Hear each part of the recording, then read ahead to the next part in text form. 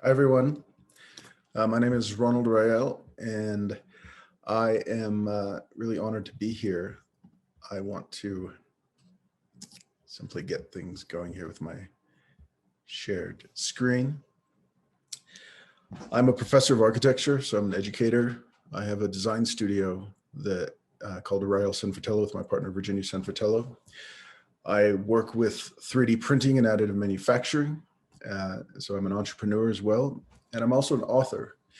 And about 4 years ago, I thought that it was important to redirect all of these efforts that I was exploring to think about how we might redefine all of these practices within what I saw was a coming new era. And it was 4 years ago that I was finishing a book called Border Wall as Architecture.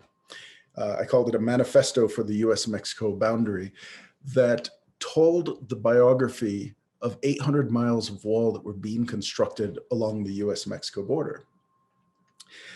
And it was coming at a time when someone had arrived to announce to the world that he was going to build a wall that divides the United States of Mexico. And I thought, as if a wall hadn't been constructed already.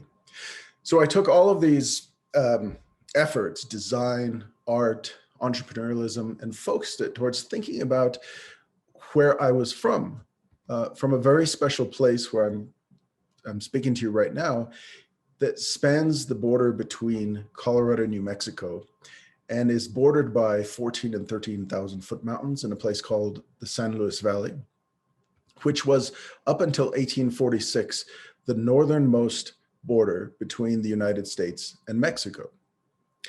And it's in this landscape that I'm beginning to think about how we might redefine an expanded view of the borderlands.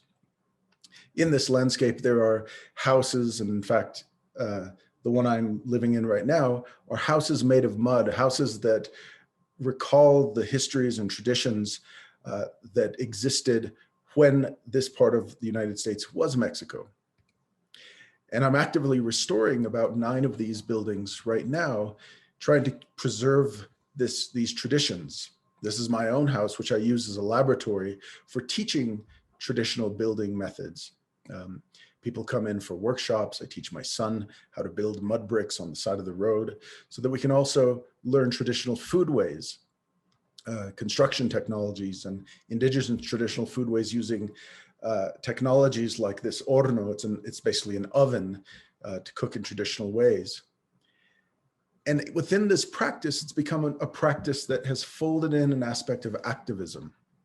I have embarked on a project called Hornos Tras Fronteras. This means ovens beyond borders, where I am now building ovens in migrant shelters along the US-Mexico border so that others can reinforce their own traditional foodways, as this technology spans the Americas. And it is a migrant technology that came from North Africa into Spain and into the Americas 400 years ago.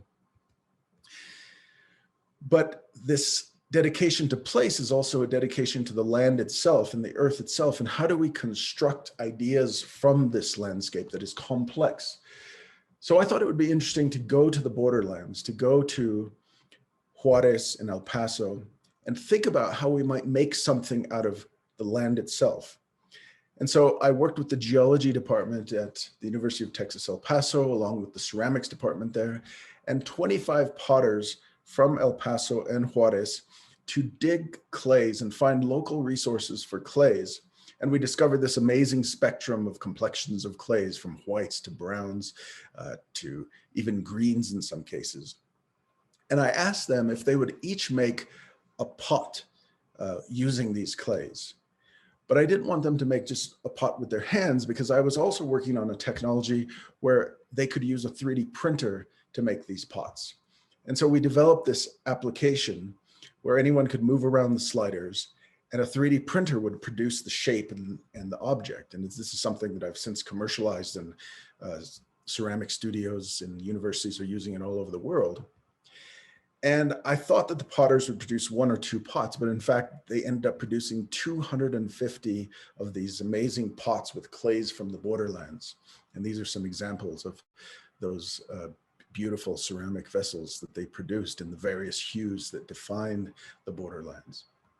But there was another ambition that emerged from that, is how could we make not only ceramic pots, but the architecture itself from the earth using a large-scale robot.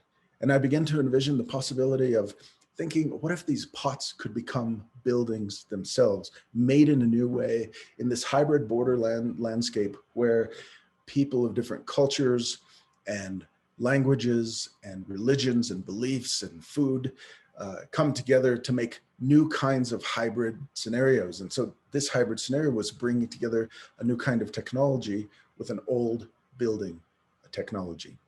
And this is the first schematic of a very simple robot that I envisioned that you could just bring out into the landscape and dig the dirt and place it in the robot, and it would make a building. And I worked with a company who was making ceramic printers, and we envisioned this, and it's now commercialized as well. But what it could do is could print a very large object.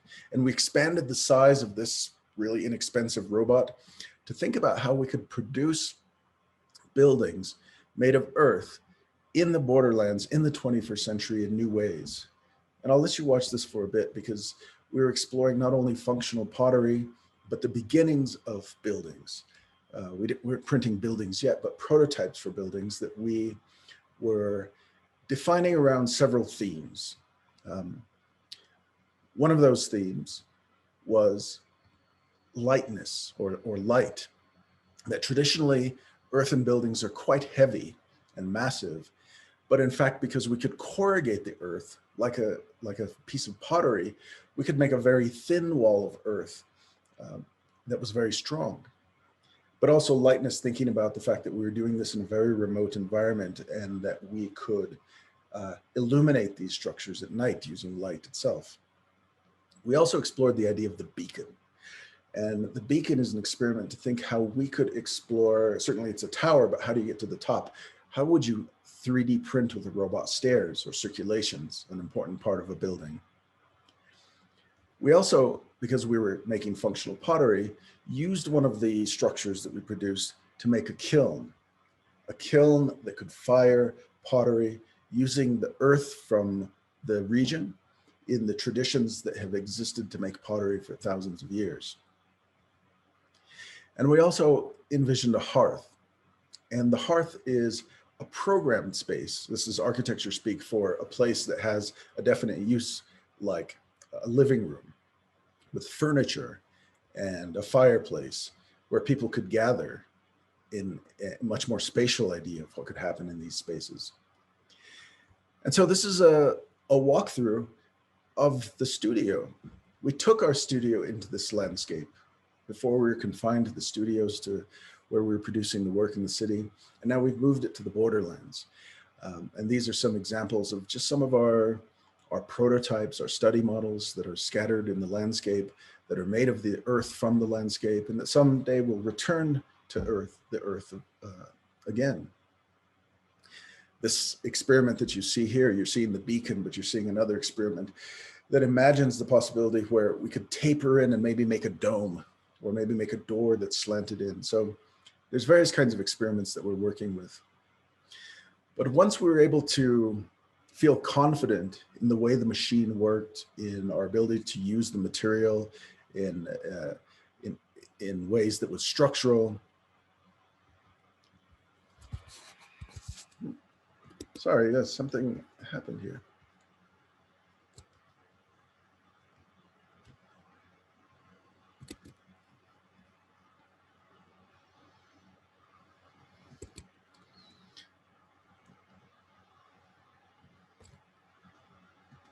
Sorry about that. I seem to have gotten some feedback from something else, but okay, I'm back on track. And this is the example of just trying to think about how we might print a dome, how we might print a door, but we took all that information of learning from these prototypes to think about how we might make something that is closer to a house.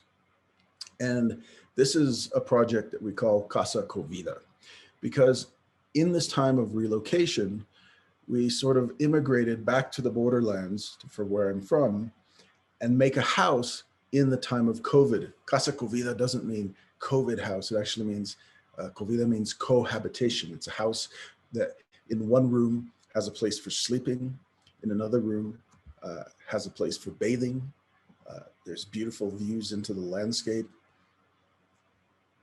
There's views to the sky. You can see the room for bathing. We're beginning to think about how we furnish such a house. And so here's a small tour of Casa Vida from just a few weeks ago, where you can see there's a space for two people to gather around a hearth, a place for two people to sleep, and a place for two people to bathe.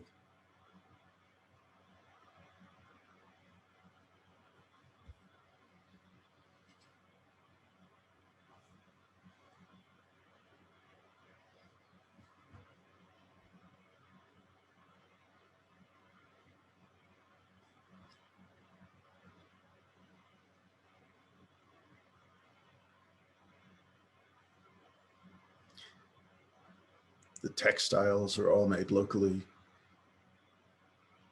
The material all comes from local, from the earth just a few meters away. Even the wood that we're burning is a local wood, cedar.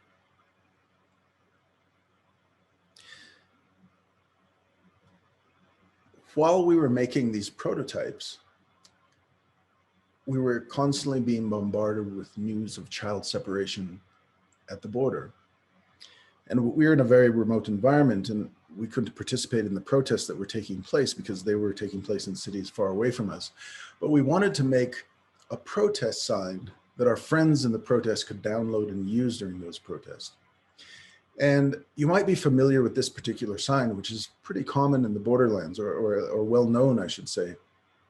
It's a sign that warned motorists that immigrants who were dropped alongside the road by human traffickers might attempt to run across the highway. And it was designed so that there wouldn't be the loss of lives from immigrants running across the highway. But the designer who produced this sign has a very special story. He is also from the borderlands. His name is John Hood, and he was a graphic designer working for the California Department of Transportation. An indigenous graphic designer, also a war veteran, a Navajo, who saw the plight of the immigrant today as similar to that of the Navajo during the Long Walk when they were displaced from their lands. And it's a very sophisticated piece of design activism, in my opinion. He thought a little girl with pigtails would be someone that drivers empathize with the most, but he also used the silhouette of the head of the civil rights leader, Cesar Chavez, for the head of the father. And so I thought, as many have done, to stand on the shoulders of this amazing piece of design activism to produce a new piece of design activism. And I made one very simple move, which was turn the family to face each other and change caution to reunite. And I made this open source. I made it available for download on the internet, and friends and even strangers started to download this and print it out and use it posted their lawns, use it in demonstrations. And also began to make a series of large-scale signs that I was going to mount alongside the highway, especially near the detention centers where children were being held.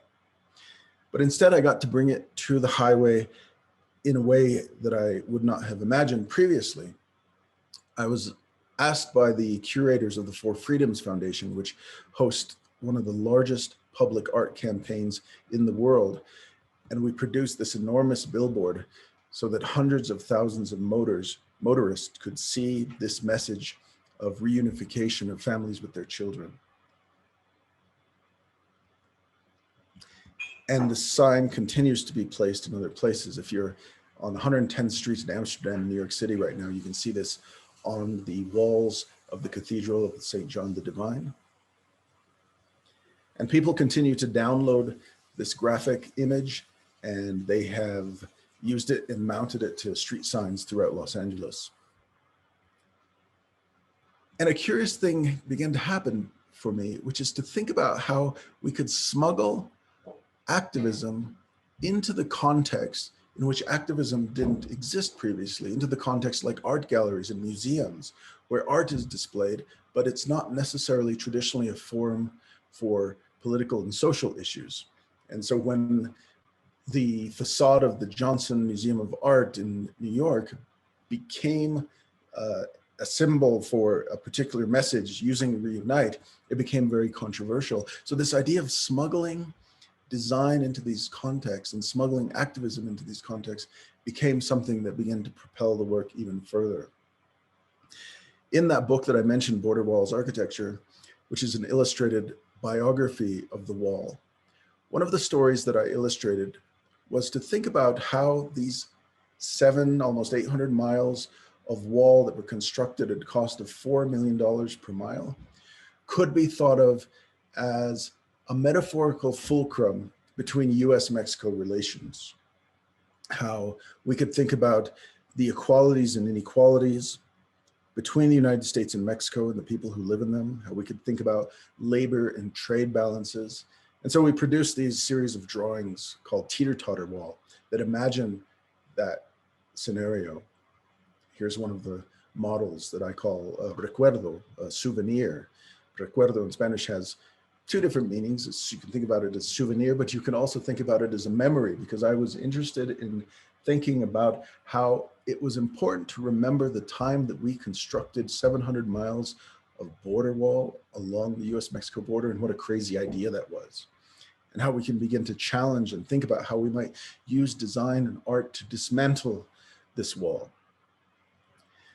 So in 2017, began to think about how we might construct the actual Teeter-Totter Wall. And we worked with arts organizations along the US-Mexico border.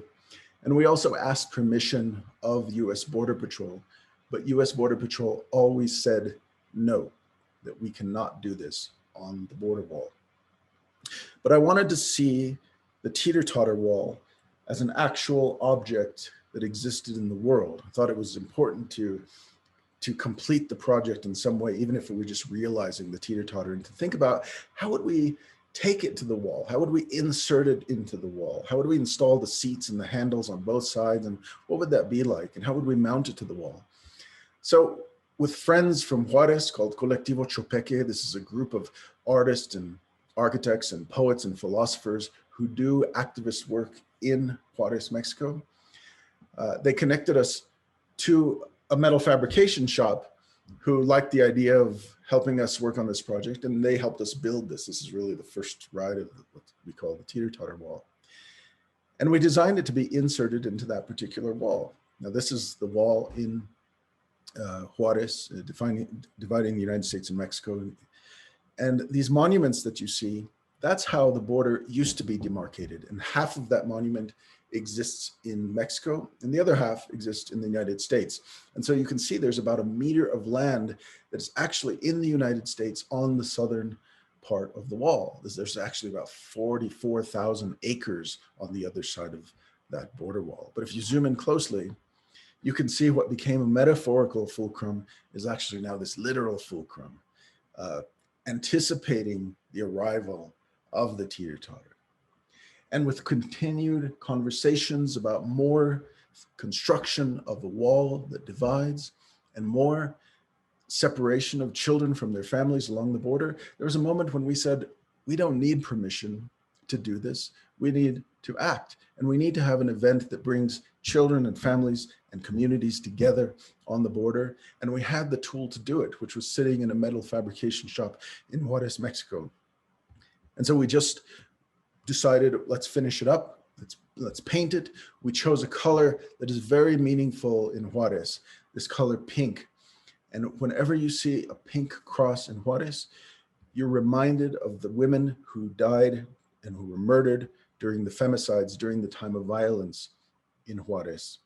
Because we wanted to remember that despite the fact that we were going to use play as a form of activism and resistance, we were doing this in a site of violence. And so we brought the communities together with friends and family.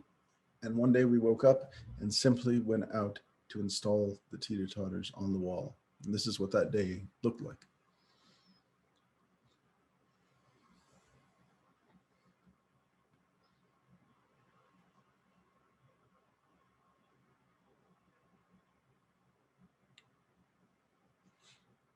As I was running to the wall with this teeter-totter, I felt like I was going into battle against an enormous dragon and holding a weapon. And when I impaled that dragon, I felt like there was this enormous release that took place, because the moment I inserted it, seconds later, a child jumped on top of it and was laughing and connected to the person on the other side, talking. Sometimes they were strangers, sometimes they were friends, sometimes they were family. And a beautiful thing happened that day, which was that a sanctuary of space was created that was defined by mothers and children who were largely the people who attended this event. And I think it's important to know that even Border Patrol who arrived stood their ground, asking simply what we were doing. And we said, we're having an event with children. And they stayed in their vehicles at a distance, and they took some pictures and they smiled. We invited them to participate. The Mexican National Guard arrived heavily armed, and they too stood their ground and allowed the event to continue. And I think a message was brought to the world that day. We often hear about how the borderlands are a place where no one lives and where bad men are doing bad things. Bad hombres, as they say, are in the borderlands. But instead, we got to tell a story about the true nature of this landscape, which is a landscape where grandmothers and mothers and children live every day and experience joy despite the oppression of this wall. And I was reminded by a quote by Archimedes, who said, "Give me a lever long enough and a fulcrum on which to place it, and I can move the world." And I thought how great it was that for the short time that this event lasted, 40 minutes, that we were able to really show the world that the actions that take place on one side have a direct consequence on the other. So thank you very much for listening. And I'm really happy to take some questions from the audience. I think I can see questions here in the chat maybe.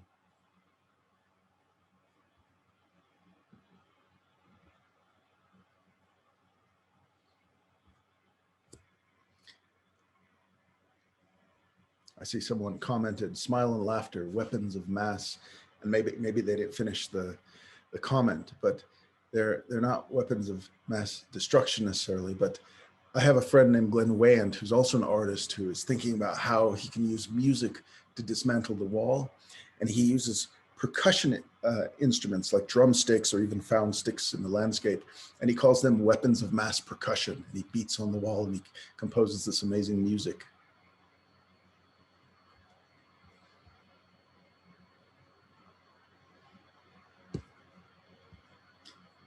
So I'm looking at the Q&A, and I just want to see if there's any questions that anyone has.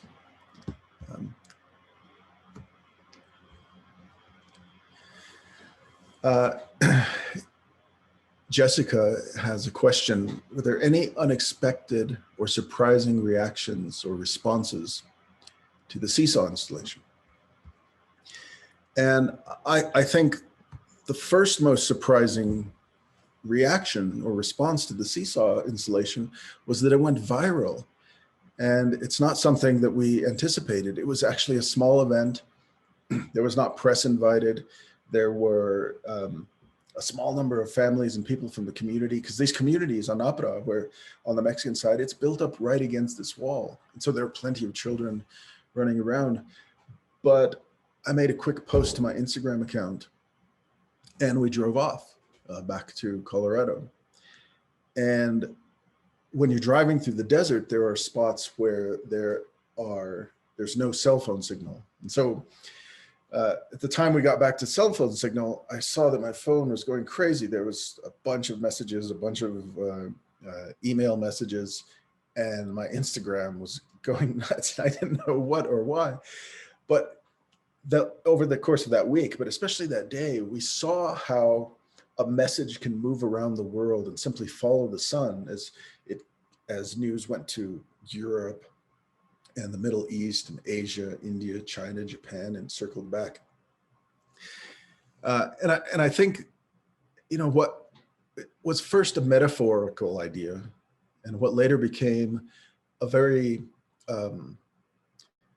direct and physical moment of interaction, where the meaning of that project was no longer metaphorical and large scale, thinking about labor and trade balances, but it became about the generosity between two people who are reacting with each other. The playground equipment of a teeter-totter or a seesaw is really about generosity. The fact that one person provides you with the pleasure to enjoy that game, and you have to have enormous trust in that person as well. And so I guess it was great to see how people around the world got that. They could relate to it, even though it was such a specific place and such a specific issues, that it transcended those issues, and it began to think about how we might break down the other kinds of walls that have begun to define our society today. Psychological walls that we put up between each other because of xenophobia, because of different religions, of different identities, of different political beliefs. And so those are some of the unexpected and surprising reaction. Jessica, thanks for that question. There is someone else is asking a question. I'm a survivor of Hurricane Maria, and after the storm, there was talk about 3D printing being a solution to create a hurricane-proof low-cost housing. Do you think there's a viable future for 3D printing as a response to disasters like hurricanes? I am an architect and an architecture professor, and this is a complex question, and I'm trying to think about how this technology can be responsive to that. It's a technology that's new, and there's a lot of kinks to iron out in this technology. So I think that it will become a very viable technology for being responsive. And I think there's several ways to do that. In hurricane-prone areas, we have to think about what the resources are that are available to build. And so when I think about Puerto Rico, for example, most of the houses there are constructed of concrete, which have a certain degree of waterproofness and windproofness because of the nature of the material. And 3D printing has been focusing a lot on concrete. So I do think that it could and will someday, if the right person is innovating that technology, it could be a viable option.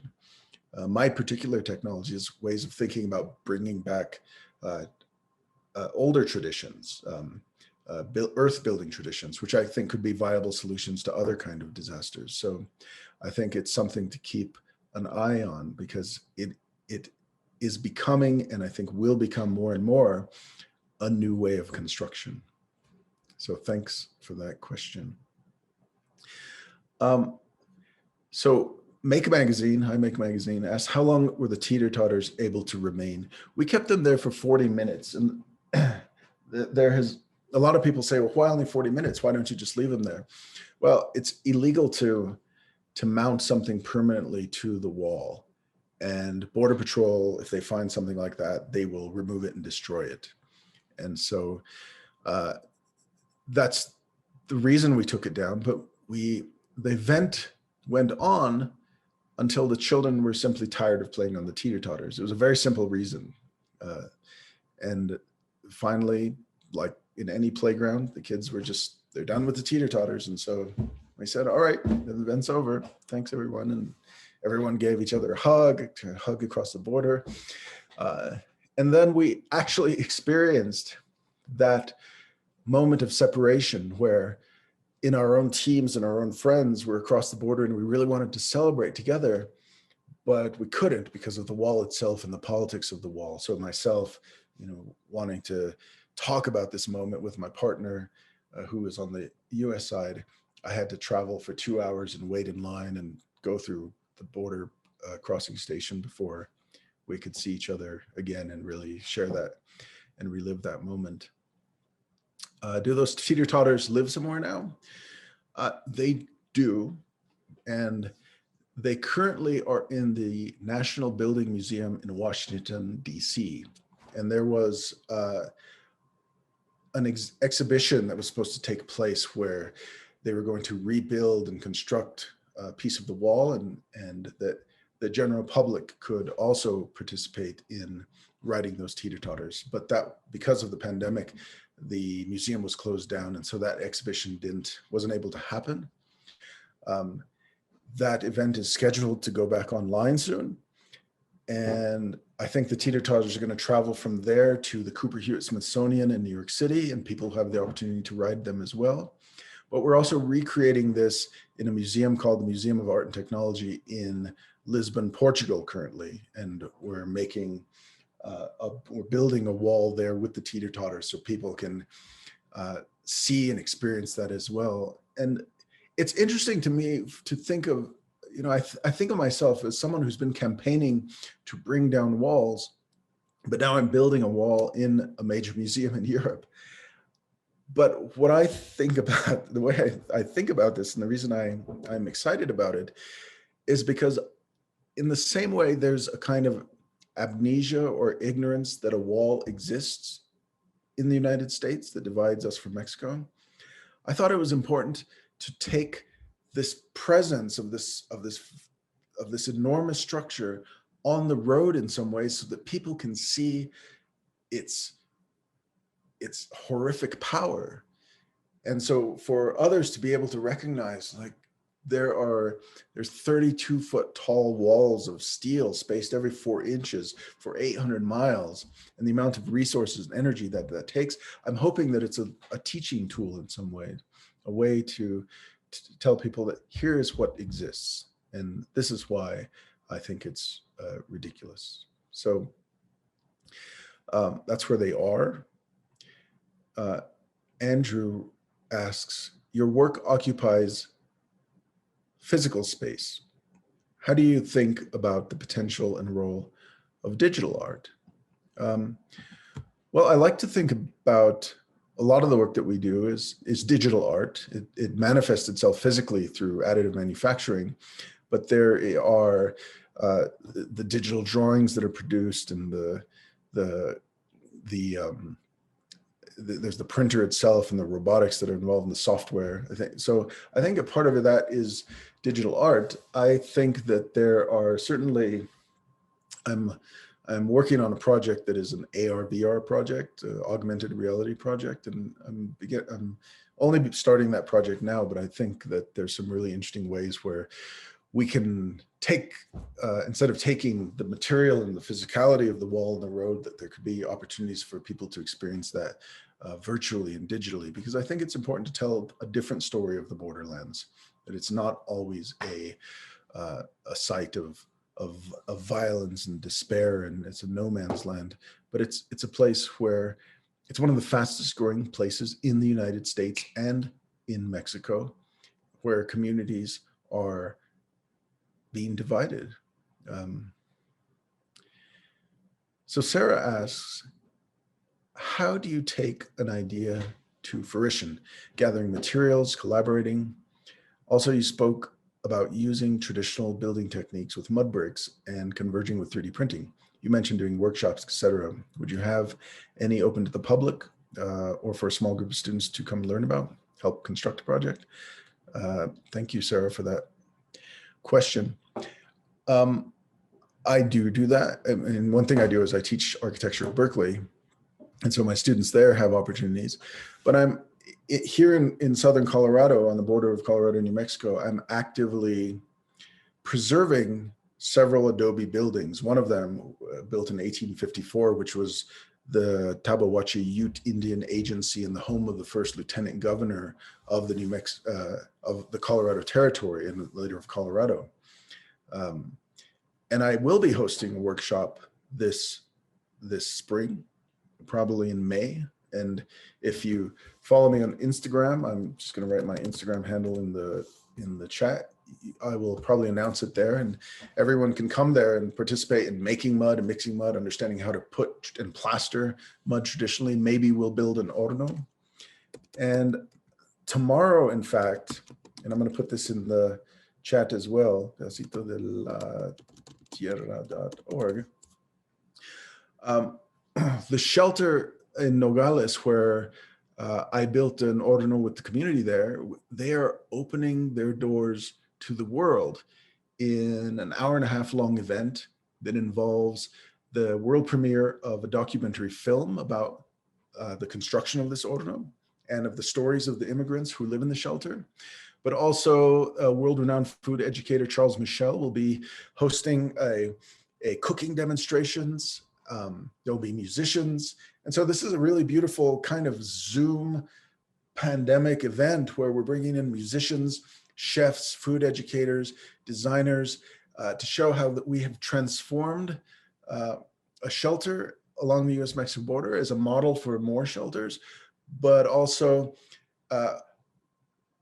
they're opening their doors and sharing their recipes and their stories with the world. So this is a new kind of event that I've never really experienced or seen, but it's hosted by an international aid organization called Alight and Burners Without Borders, which is the humanitarian arm of the Burning Man group. So I hope you take a look at that. Somebody says, did you send it to all the panelists? I did send it to, let me see, panelists and attendees. I see, so World Wide Web, it's called Pedacito de la Tierra.org. And you can find out more information there. And my Instagram handle is Rael, where you can see announcements about the various events that I do. So how do we take ideas to fruition? I think you just kind of do them, and you make friends and you make connections, and you have to be brave. You have to have the tenacity and bravery to do this. I was scared to death to put that teeter-totter on the wall, and I was scared for the people who were going to be involved. And everyone agreed that it should happen. And the kids thought it was a cool idea. And so we just did it. I hope everyone saw the panelists and attendees message that I just dropped there. And I'm looking at some of there are questions about the inspiration along the way. Let's see, I'm looking at some of the messages. There are questions in the chat. Yeah, so I'm scrolling through the chat. I want to make sure everyone can still hear me. I have a different sound in my earphones right now. A much more comfortable sound, in fact. So the inspiration along the way, you know, as I mentioned, I think in the past 4 years, I hate to say this way, but you know, the last 4 years of this particular regime, which affected me quite a bit, was kind of an inspiration to think that you could work toward something or against something, and find that as the motivator for work. To think that, you know, as an artist or designer, that the work doesn't have to serve the same kinds of clients or the same kind of spaces for art and design, but they could serve different audiences. And that has really opened up really new creative possibilities for the work. And so that, for me, that has been, inspiration might not be the right word, but the motivation for the work. I see someone saying, Ronald, my friends at Icon 3D started printing 3D printed concrete home over 3 years ago for disaster. Yes, I know Icon building quite well. We launched a project the same day that they launched, which we made a 3D printed house, not out of concrete, but out of recycled Chardonnay grape skins from Sonoma Valley, from the waste grape skins that are used to produce wine there, from local ceramics, and from bioplastics. So we've always had this idea that the materials that we would 3D print buildings from should come from the local context and should be biodegradable and safe. And you can learn more about that at emergingobjects.com. I'm dropping that in the chat as well. And out of that, some of that research came another organization called Forest.io, where we're 3D printing sawdust and making building materials out of sawdust. And so you can take a look at that. So I'm scanning through the chat as well. How long did it take you to make the Casa Vida? And how do you stay dry when it rains? I love what you're doing in making these homes. Are you going to try it and build communities? Yes, we really want to build a house with our friends in Juarez in the coming months. You know, how do you stay dry when it rains? Well, here in Southern Colorado, it only rains 9 inches per year. And that's partly why many of the houses are made out of mud. Casa Covida doesn't have a roof. And it doesn't have a roof because when we were done printing it, and we did have a design for a roof, we loved looking at the sky. We may finish the roof next year with a kind of retractable, like foldable opening, so you could still open up to the sky. But this is a technology so far that we're making walls and making walls in inexpensive and elegant ways.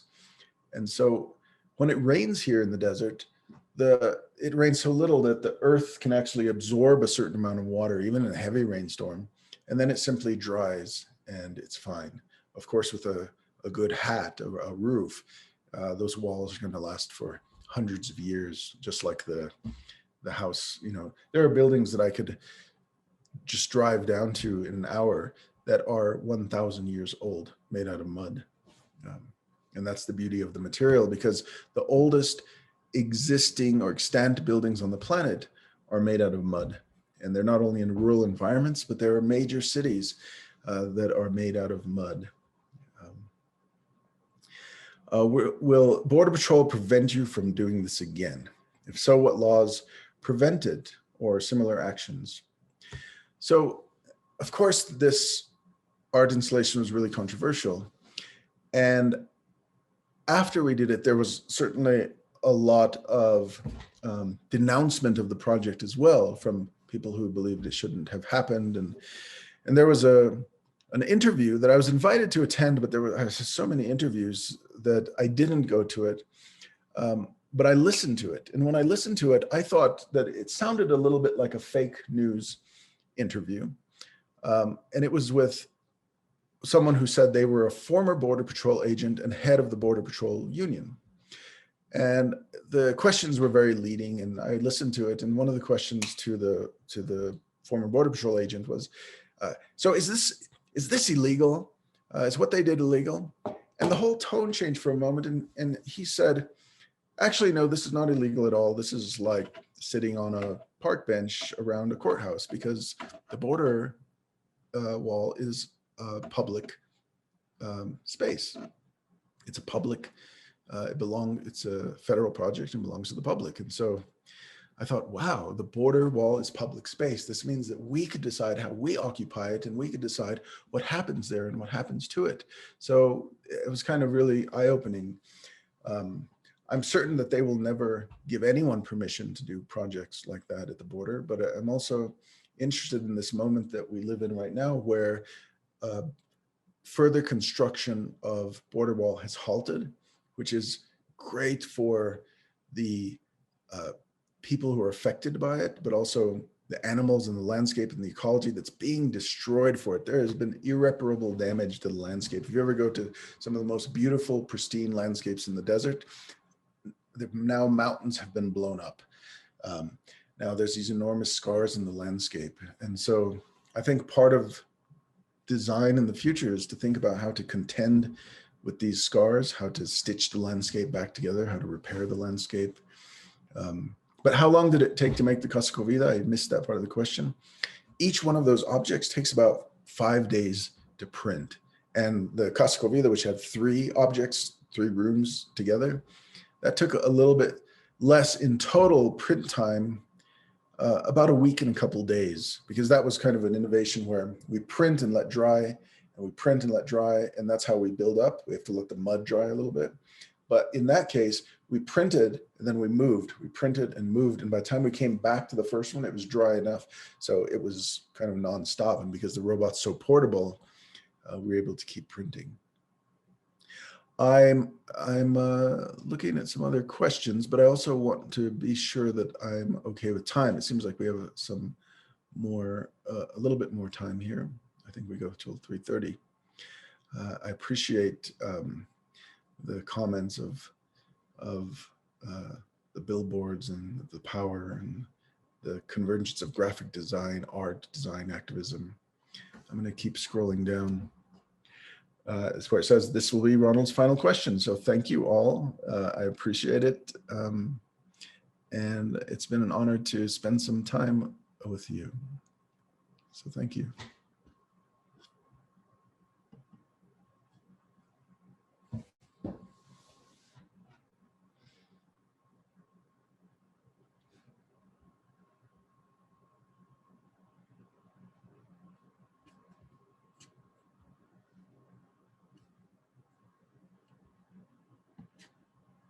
I'm reading through some of the comments and listening to.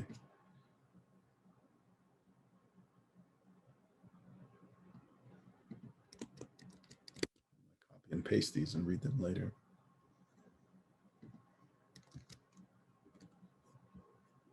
All right, everyone. Bye.